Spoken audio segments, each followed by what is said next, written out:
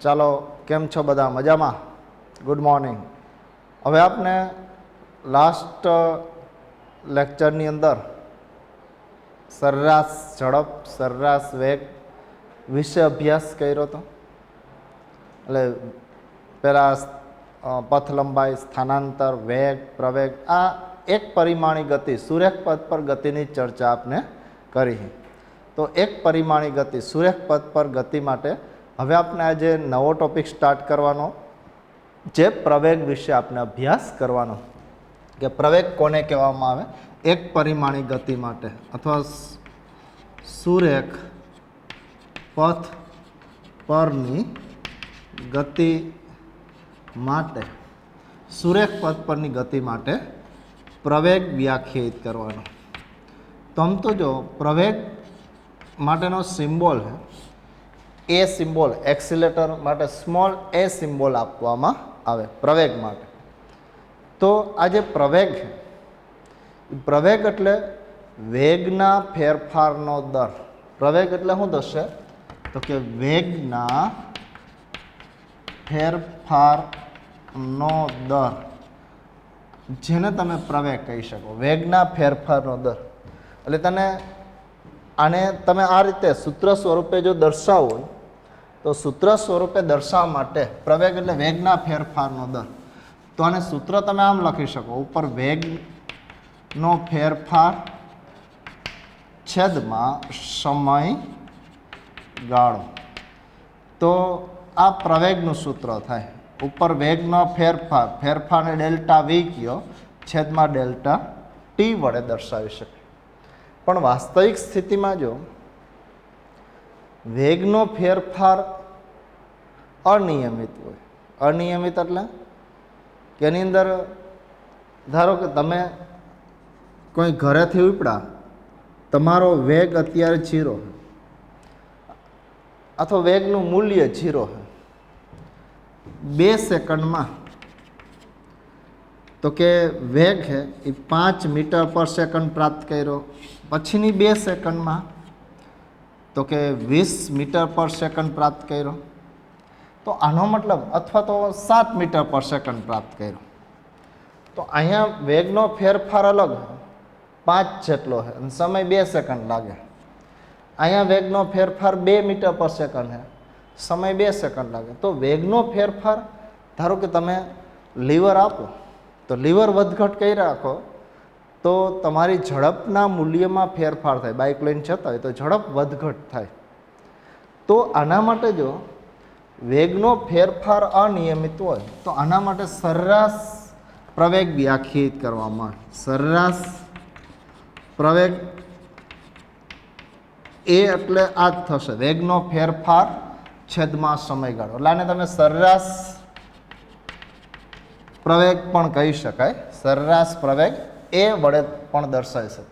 અનિયમિત વેગનો ફેરફાર હોય આને તમે આમે લખી શકો, v2 માઇનસ v1 છેદમાં t2 માઇનસ t1. તો અહીંયા જો જ્યાં v2 है એ અંતિમ વેગ, v1 એ પ્રારંભિક વેગ, t2 અંતિમ સમય, t1 પ્રારંભિક સમય. તો આ રીતે તમે દર્શાવી શકો, આ સૂત્ર દ્વારા તમે દર્શાવી શકો. આ સરેરાશ પ્રવેગ થયો. આ જે પ્રવેગ થયો એ કયો પ્રવેગ થયો? સરેરાશ પ્રવેગ થયો. v2 માઇનસ v1 છેદમાં t2 માઇનસ t1. ડેલ્ટા વી એટલે વેગનો ફેરફાર. આ ડેલ્ટા અને સિમ્બોલ ડેલ્ટા ટી એટલે પ્રવેગ, સમયનો ફેરફાર. પણ ખાસ ધ્યાન રાખો, સમયનો ફેરફાર હંમેશા ધન જ હોય. સમયનો ફેરફાર હંમેશા કેવો હોય? ધન. શા માટે? તો કે સમય સતત ને સતત આગળ જ વધે. એનો મતલબ કે આપણે વર્તમાનની અંદર જે સમય, ધારો કે તમે નોંધો, અત્યારે ધારો કે 9 વાગ્યા અથવા 9 ને 5 જેટલો સમય થયો, 9 ને 5 જેટલો સમય થયો. તો કે જેમ જેમ સમય પસાર થતો જાય એમ અમુક સમય પછી 9 ને 5 કરતાં સમય વધી ગયો, સમયમાં વધારો જ થાય. એટલે ભૂતકાળમાં તમે જઈ શકતા નથી. એવા ટાઈમ મશીનને ઘણું બધું વિકસાવવામાં આવ્યું, ઘણા બધા એવા પિક્ચરો આવ્યા કે ભૂતકાળમાં જઈ શકાય. પણ સમય જનરલી હંમેશા ફેરફાર ધન જ હોય. અંતિમ માઇનસ પ્રારંભ, અંતિમ વધુ જોઈએ એટલે છેદમાં ધન. પણ ઉપર વેગનો ફેરફાર ધનય મળી શકે, ઋણય મળે. ધારો કે તમે ઘરેથી બાઇક સ્ટાર્ટ કર્યું, લીવર દીધું તો વેગ વધતો જ જાય, વધતો જ જાય. તો અંતિમમાંથી પ્રારંભિક બાદ કરો તો ધન મળે. પણ બ્રેક મારો તો શું થાય? તો કે પહેલાં વેગ વધુ હોય, પછી ધીમે ધીમે પ્રારંભિક વેગ વધુ હોય, પછી ઘટતો જાય, ઘટતો જાય, અંતિમ ઓછો થઈ જાય. આ ઓછો હોય ને આ વધુ હોય તો ઋણ મળે, આ ફેરફાર ઋણ મળે. જો ઋણ મળે તો પ્રવેગ હે એ ઋણ. ધન પ્રવેગ શું દર્શાવે? તો કે વેગમાં વધારો થાય એવું દર્શાવે, અને ઋણ પ્રવેગ વેગમાં ઘટાડો થાય. એટલે તમે એક્સિલેટર લીવર આપો તો વેગના મૂલ્યમાં વધારો જ થશે, અને બ્રેક મારો તો વેગના મૂલ્યમાં ઘટાડો થાય. જો બ્રેક લાગતી હોય તો, ઘણાને ભાઈ બ્રેક જ ન હોય, બ્રેક લાગે જ નહીં. તો વેગ વધતો હોય તો ધન મળે પ્રવેગ, અને વેગ ઘટતો હોય તો ઋણ મળી શકે.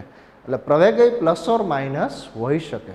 હવે જો આના માટે ધારો કે એક ઉદાહરણ દ્વારા સમજી કે આ પ્રવેગ છે, એ પ્રવેગ અથવાનો એક એકમય લઈ લે. પ્રવેગનો એકમ હે, એ પ્રવેગનો એકમ પછી સરેરાશ પ્રવેગ કયો તો યાદ. ઉપર વેગના ફેરફારનો એકમ, ફેરફારનો એકમ મીટર પર સેકન્ડ છેદમાં સેકન્ડ, સમયનો એકમ. વેગ હોય એનો એકમ જે હોય એ એના ફેરફારનો એકમ મળે. ધારો કે તમારી ઊંચાઈ, તમે ધારો કે 10મામાં હતા ત્યારે તમારી ઊંચાઈ ધારો કે 5 ફૂટ હતી, 5 ફૂટ અથવા તો 150 સેન્ટીમીટર હતી. હવે ધારો કે 11માં આવે ત્યારે તમારી ઊંચાઈ 155 સેન્ટીમીટર થઈ ગઈ. તો ઊંચાઈમાં થતો ફેરફાર એટલે delta H, H2 minus H1, 155 minus 150. તો આનો ફેરફાર 5 આવે, પણ એકમ તો સેન્ટીમીટર જ રહેશે. આનો એકમ સેન્ટીમીટર હતો, આનો સેન્ટીમીટર હતો, અને બાદબાકીનો એકમ પણ સેન્ટીમીટર.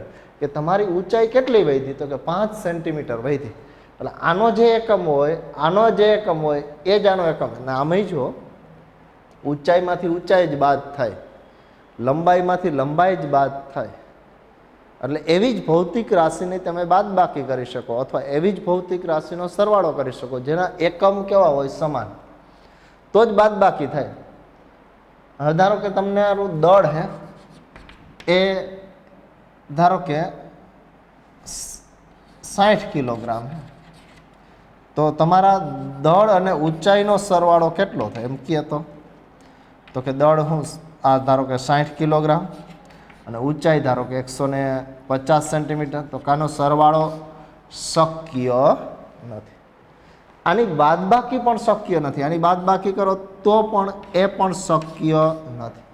એટલે હંમેશા ખાસ ધ્યાન રાખો કે ફેરફાર તમે કોઈ પણનો લેતા હોય એ સમાન ભૌતિક રાશિનો જ ફેરફાર લઈ શકો. આમાંથી આ જ બાદ કરી શકો, ઊંચાઈમાંથી ઊંચાઈ. તો આનો એકમ સેન્ટીમીટર, આનો એકમ સેન્ટીમીટર, તો મૂલ્યની બાદબાકી થશે, એકમ તો એની જ રહેશે. એટલે વેગના ફેરફારનો એકમ હે એ મીટર પર સેકન્ડ અને છેદમાં સેકન્ડ. એટલે આને તમે મીટર પર સેકન્ડ સ્ક્વેર દર્શાવી શકો, અથવા બીજો એકમ સેન્ટીમીટર પર સેકન્ડ સ્ક્વેર આપી શકો. એટલે પ્રવેગ માટેનો એકમ શું થશે? તો કે મીટર પર સેકન્ડ સ્ક્વેર અથવા સેન્ટીમીટર પર સેકન્ડ સ્ક્વેર. કિલોમીટર પર અવર સ્ક્વેર આવો જનરલી આપણે દર્શાવવામાં આવતો નથી. પ્રવેગ જનરલી કિલોમીટર પર અવર સ્ક્વેર એટલે કલાકનો વર્ગ એવો રીતે દર્શાવવામાં આવતો નથી. પ્રવેગ માટે જનરલી બે જ એકમ દર્શાવવામાં આવે, એક મીટર પર સેકન્ડ અને બીજો એકમ હે એ સેન્ટીમીટર પર. એટલે આનો એક એકમ મીટર પર સેકન્ડ સ્ક્વેર થશે અથવા સેન્ટીમીટર પર સેકન્ડ સ્ક્વેર થશે. આ એનો એકમ થશે. હવે આના માટે જો કે ધારો કે એક ઉદાહરણ લો, એક ઉદાહરણ દ્વારા સમજીએ આપણે. ધારો કે કોઈ વિદ્યાર્થી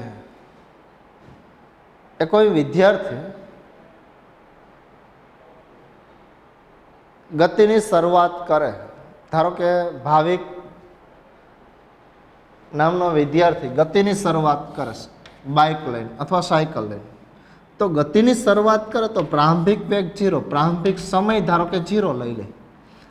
5 સેકન્ડમાં એનો વેગ 20 મીટર પર સેકન્ડ જેટલો પ્રાપ્ત કરી લે. કેટલો સમય થાય? 5 સેકન્ડ જેટલો સમય થાય. તો આના માટે પ્રવેગ કેટલો હશે એવું કહે તો પ્રવેગ એટલે શું થશે? અંતિમ વેગ v2 - v1 છેદમાં t2 - t1. તો 20 - 0 છેદમાં 5 - 0, તો 20 છેદમાં 5, તો 5 ચોક 20, 4 મીટર પર સેકન્ડ સ્ક્વેર. આનો મતલબ શું થાય? દર સેકન્ડે એના વેગમાં 4 મીટરનો વધારો થયો, 4 મીટર પર સેકન્ડનો વધારો થયો.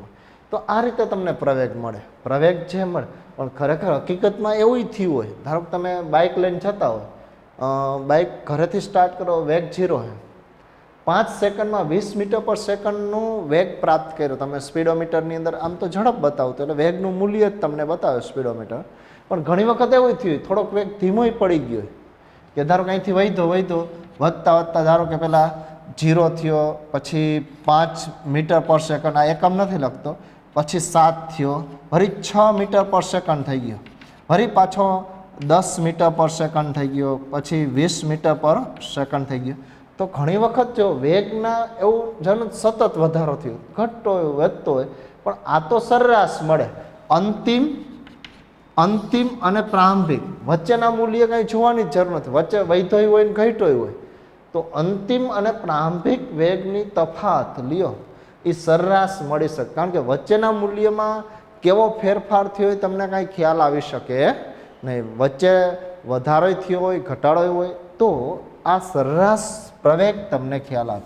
હવે ધારો કે અહીંથી આપણે સરેરાશ એનો પ્રવેગ નક્કી કર્યો. હવે ધારો કે આ સુમિત છે એ બ્રેક મારે અથવા ભાવિક બ્રેક મારી અને 10 સેકન્ડમાં, અહીંયા 5 સેકન્ડ થઈ હતી, હવે સમય અંતિમ સમય ધારો કે 10 સેકન્ડ લ્યો, ઘડિયાળની અંદર જોતા જાઓ, તો 10 સેકન્ડમાંનો વેગ તો કે 4 મીટર પર સેકન્ડ જેટલો થઈ જાય. તો પ્રવેગ શોધો.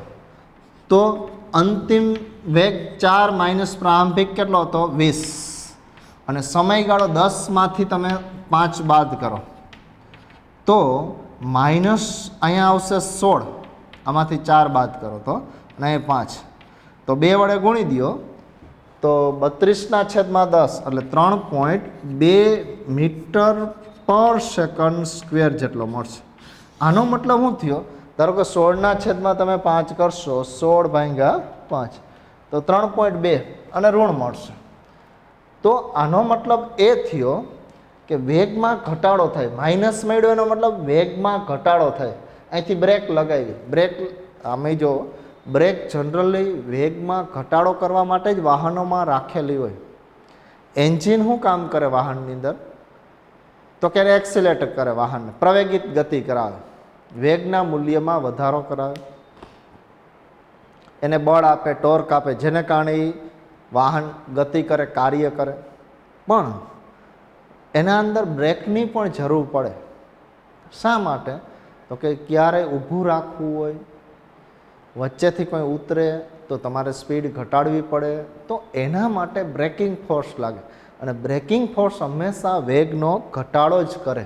ખાસ બ્રેકને કારણે વેગમાં ઘટાડો જ થાય, ક્યારેય વધારો થઈ શકે નહીં. નહીંતર તો માણસો હે એ એન્જિન કાઢીને બ્રેક જ લગાવી દઈએ જો બ્રેકથી વેગ વધતો હોય તો.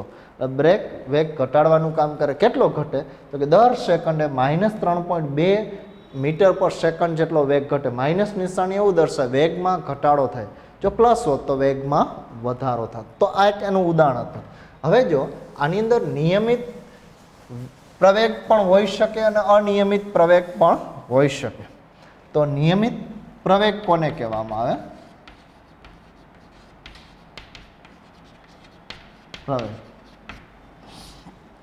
પ્રવેગ વિશે ખાસ માહિતી તો મેળવી લીધી આપને. તો આના માટે તમારે જો કે આટલી બાબત છે એ ખાસ યાદ રાખવાની, આટલી બાબત.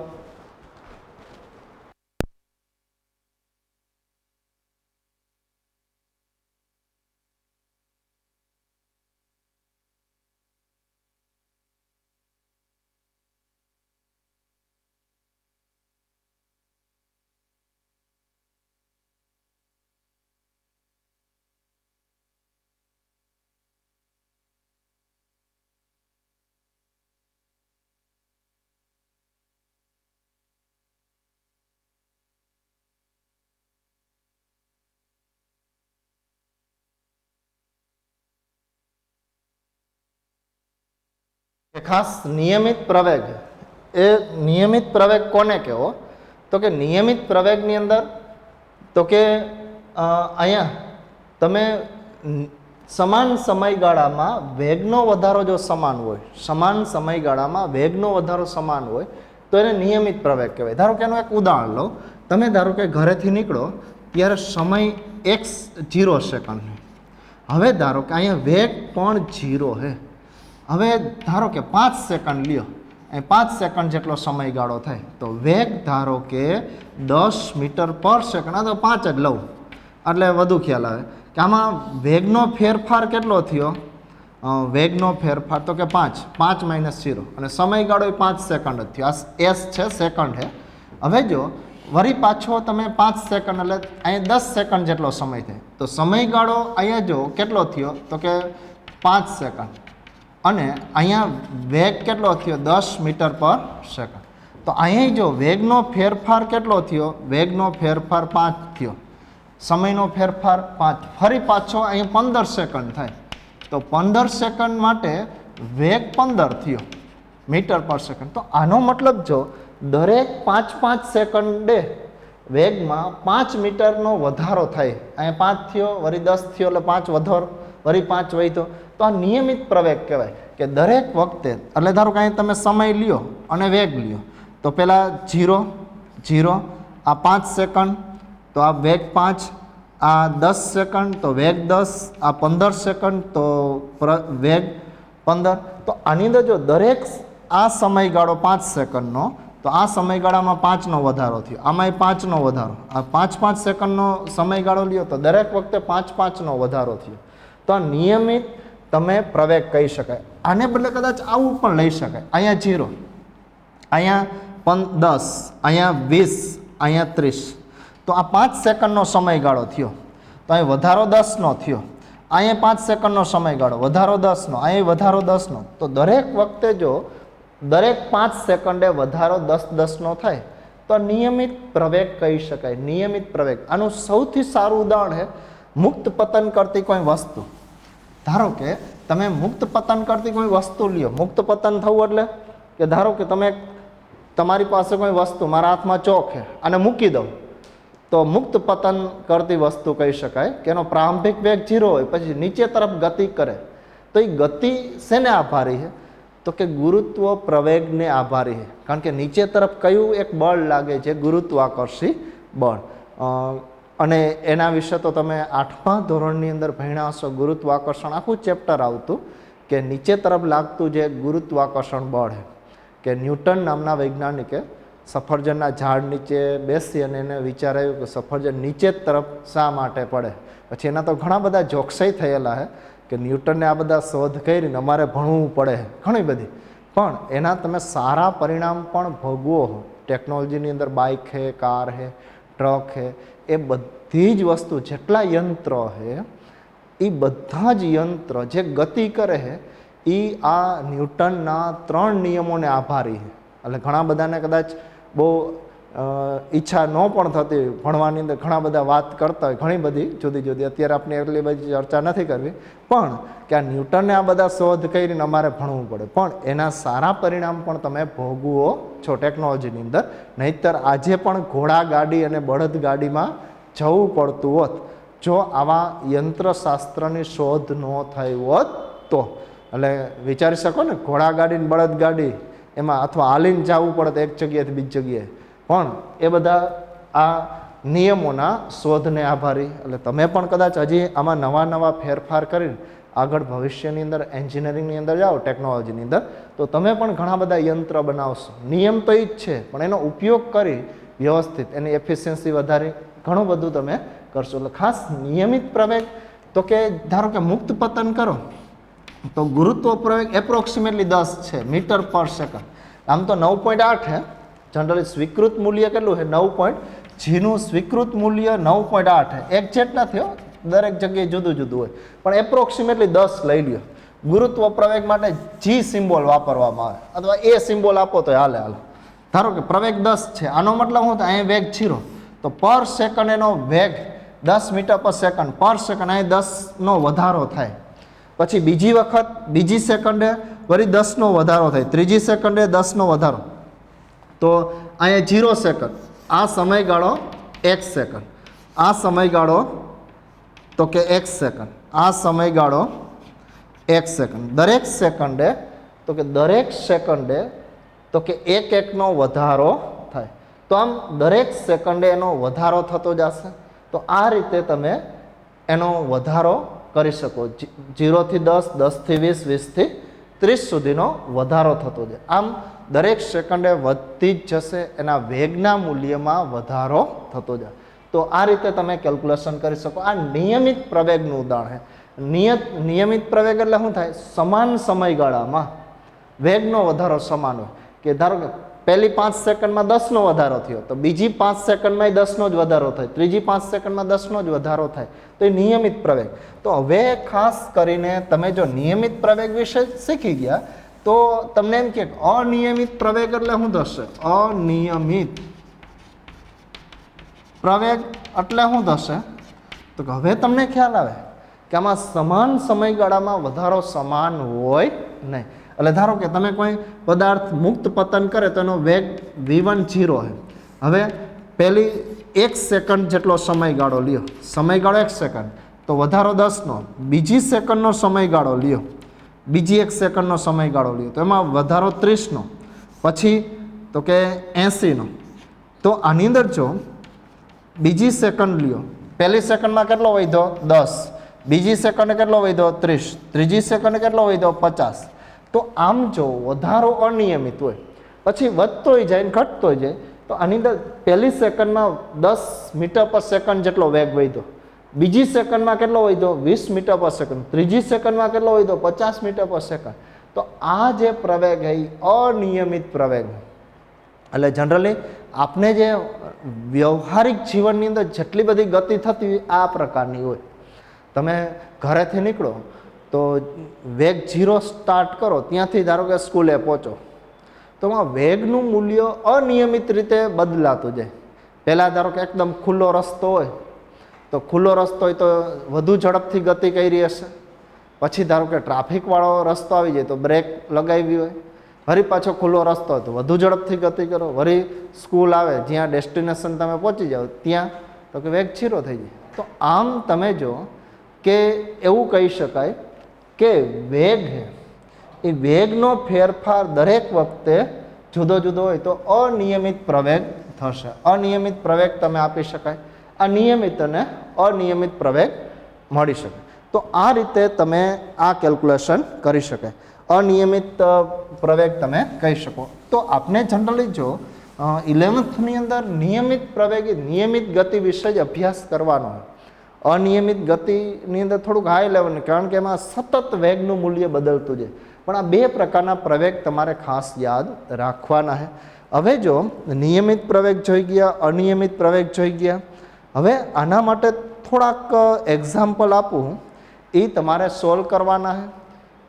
આમ તો ધારો કે તમને આના માટે પ્રવેગ માટે એક ઉદાહરણ કહું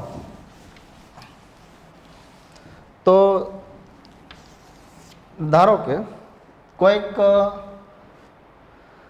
વિદ્યાર્થી સાયકલની એની ઘરેથી ગતિની શરૂઆત કરે, v1 બરાબર 0, સમય ધારો કે 0 સેકન્ડ હે, તો 10 સેકન્ડમાં એનો વેગ 5 મીટર પર સેકન્ડ હે. સમયગાળો કેટલો હે 10 સેકન્ડમાં, 10 સેકન્ડમાં એનો વેગ 5 મીટર પર સેકન્ડ હે.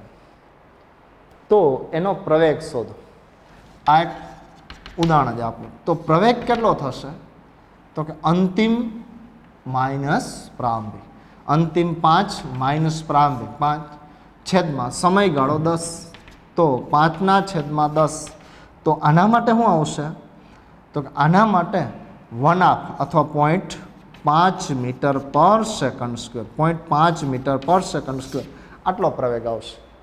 તો આ પ્રવેગ પ્લસ મળ્યો જો, એનો મતલબ વેગમાં વધારો થાય. હવે ધારો કે આ સુમિત બ્રેક મારી અને 2 સેકન્ડના સમયગાળામાં એનો વેગ 2 મીટર પર સેકન્ડ જેટલો કરનાર.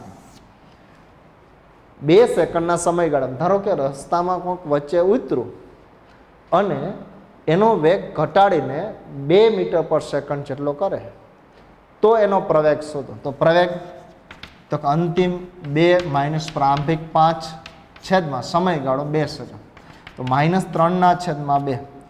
તો 3/2 એટલે 0.66 થશે, 3/2 એટલે 0.66, 3/2 એટલે 1.5 થશે, 3/2 તો 1.5 થશે મીટર પર સેકન્ડ. તો આનો મતલબ શું થશે જો -1.5 મીટર પર સેકન્ડ થશે. તો આ તમને જે મળશે મીટર પર સેકન્ડ સ્ક્વેર મળશે કે પર સેકન્ડ એનો વેગમાં 1.5 મીટરનો ઘટાડો થાય, પર સેકન્ડ આટલો ઘટાડો થાય. આ વધારો સૂચન કરે, આ ઘટાડો સૂચન કરે. તો આ રીતે તમે પ્રવેગ છે એના વિશે માહિતી આપી શકો. તો આટલી બાબતો ખાસ યાદ રાખવાની છે. આને લગતા ક્વેશ્ચન ને બધું તમને કહે તો એની તમે કેલ્ક્યુલેશન કરી શકો. તો બીજા પણ થોડાક ઉદાહરણ લઈ કે એક બસ ગતિની 5 સેકન્ડમાં એની ઝડપ 80 કિલોમીટર પર અવરમાંથી 60 કિલોમીટર પર અવર થઈ જાય તો બસનો પ્રવેગ શોધો. કે એક બસ છે એ ગતિ કરે, એક બસ છે એ ગતિ કરે, એ ગતિ કરતી બસની અંદર કોઈ રસ્તામાં ઉતરતા એની ઝડપ 80 કિલોમીટર પર અવરમાંથી તો કે 60 કિલોમીટર પર અવર થઈ જાય અને એનો સમયગાળો એ 5 સેકન્ડ છે, 5 સેકન્ડમાં આટલી થઈ જાય તો પ્રવેગ શોધો. 80માંથી 60 થઈ જાય.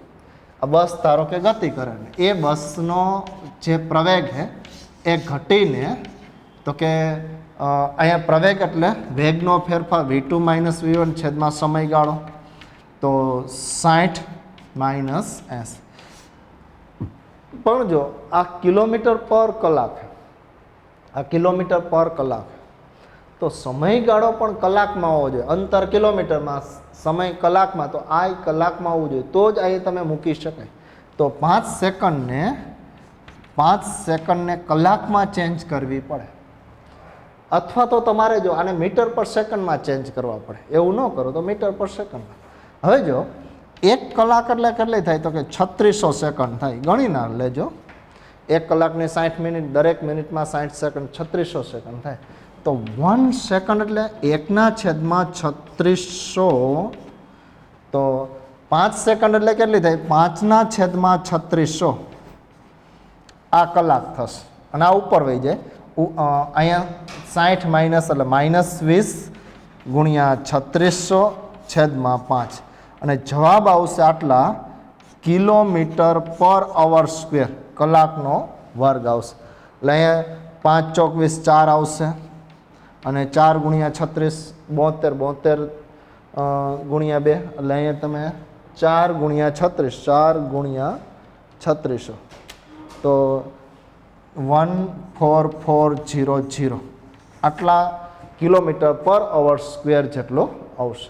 તો આ રીતે તમે કેલ્ક્યુલેશન કરી શકો. 5 સેકન્ડમાં જો એનો વેગ 80માંથી 60 થઈ જાય તો એનો પ્રવેગ આ રીતે આપી શકો, કિલોમીટર પર અવર સ્ક્વેર વડે આપી શકો. એટલે આ રીતે તમે કેલ્ક્યુલેશન કરી શકાય. એટલે આમ તમે જો ખાસ ધ્યાને રાખવાનું રહીએ, આનો એકમ કિલોમીટર પર કલાક હોય, આનો એકમ કિલોમીટર પર, તો આનો એકમ કલાકમાં જ હોવો જોઈએ. 5 સેકન્ડ એટલે કેટલી કલાક થાય તો 5/3600. તો એ રીતે તમને મળી શકે. અને કલાક આપ્યું હોય તો કલાકને તમે 3600 વડે ગુણો તો સેકન્ડમાં મળી શકે. અને ભાગાકાર કરો તો આ કલાકની અંદર થશે, આ કલાક તમને મળશે. આ રીતે કેલ્ક્યુલેશન કરી શકાય.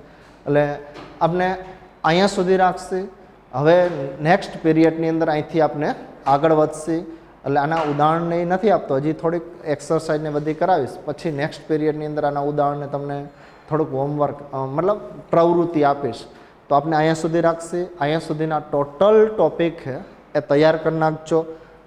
પથ લંબાઈ, સ્થાનાંતર, વેગ, ઝડપ અને પ્રવેગ. પ્રવેગની અંદર નિયમિત પ્રવેગ અને અનિયમિત પ્રવેગ, એવા પ્રવેગ તમે આપી શકો. તો એ પણ ખાસ તમે તૈયાર કરી નાખજો.